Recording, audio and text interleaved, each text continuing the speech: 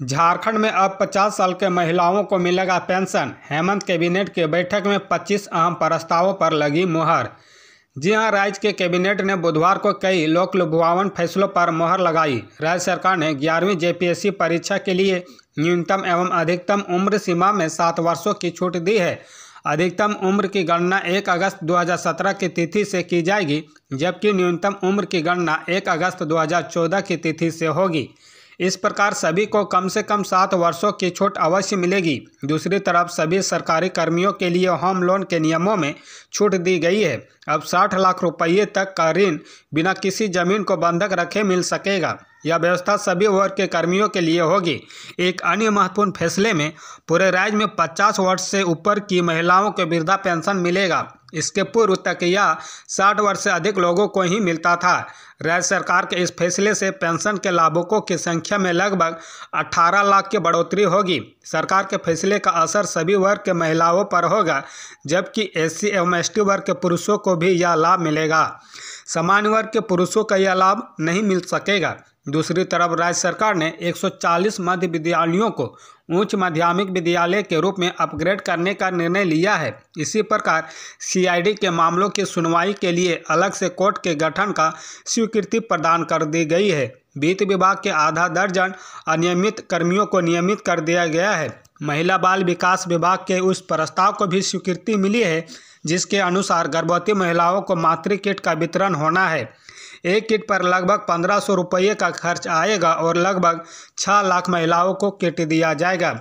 पूर्व विधायक योगेंद्र प्रसाद महतो को पिछड़ा वर्ग का आयोग अध्यक्ष बनाया गया है। यह आयोग नगर निकाय के चुनावों के लिए आवश्यक ट्रिपल टेस्ट का पूर्ण कराएगा, ताकि चुनावों में पिछड़ा वर्ग को आरक्षण निर्धारित करते हुए उन्हें आरक्षण का लाभ दिया जा सके। पूर्व में ही कैबिनेट की बैठक में आयोग को इस कार्य के लिए अधिकृत कर दिया गया था। वे 3 वर्ष तक इस पद पर बने रहेंगे। निर्वाचन कार्य में उल्लेखनीय योगदान के लिए झारखंड के पदाधिकारियों और कर्मियों को किया जाएगा सम्मानित। राष्ट्रीय मतदाता दिवस के अवसर पर गुरुवार को निर्वाचन कार्य से जुड़े झारखंड के कई पदाधिकारियों और कर्मी सम्मानित किए जाएंगे।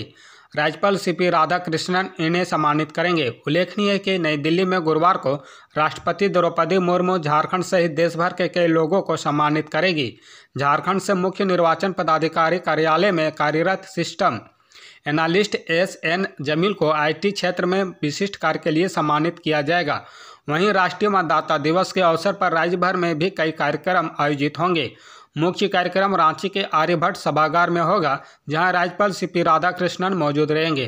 गुरुवार दोपहर 12 बजे के करीब आयोजित होने वाले इस कार्यक्रम के दौरान कई जिलों के निर्वाचन पदाधिकारी सह उपायुक्तों के अलावा निर्वाचन कार्य में विशिष्ट योगदान देने वाले पदाधिकारियों और कर्मियों को सम्मानित किया जाएगा। मुख्य निर्वाचन पदाधिकारी के रवि कुमार की मौजूदगी में होने वाली इस राज्य स्तरीय कार्यक्रम के दौरान मुख्य चुनाव आयुक्त के संदेश का प्रसारण के अलावा नए मतदाताओं को मतदाता फोटो पहचान पत्र वितरण, वरिष्ठ मतदाताओं का सम्मान, उत्कृष्ट कार्य के लिए पदाधिकारी को प्रशस्ति पत्र के साथ साथ इस मौके पर मतदान करने के लिए आम लोगों के द्वारा शपथ भी ली जाएगी।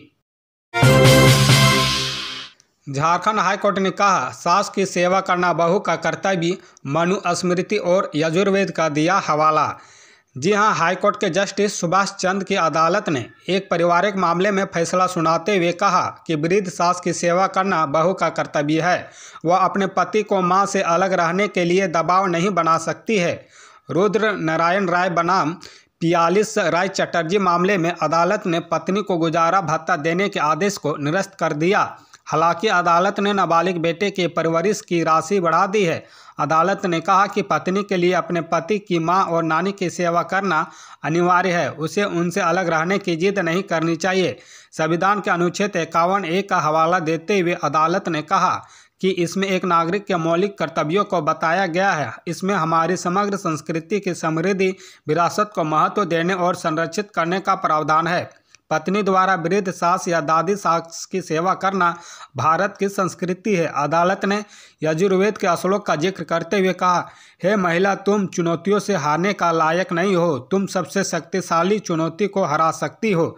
अदालत ने मनुस्मृति का श्लोकों का हवाला देते हुए कहा, जहां परिवार की महिलाएं दुखी होती है वहां परिवार जल्द ही नष्ट हो जाता है। जहां महिलाएं संतुष्ट रहती है वह परिवार हमेशा फलता फूलता है। बता दें कि दुमका के पारिवारिक अदालत के आदेश को हाईकोर्ट में चुनौती दी गई थी, जिसमें याचिकाकर्ता को अपनी अलग रह रही पत्नी को भरण पोषण के रूप में 30,000 और अपने नाबालिग बेटे को 15,000 देने का आदेश दिया गया था। सखुआ के पत्ते पर पाइका नृत्य के साथ आदिवासी सामाजिक दस्तावेज का विमोचन, बोंगा से मांगा आशीर्वाद। जी हां, एकजुट होकर लड़कर अपना अधिकार लेने के संकल्प के साथ राजधानी के मोहराबादी मैदान में आदिवासी जन अधिकार मंच ने बुधवार को आदिवासी सामाजिक दस्तावेज का विमोचन किया।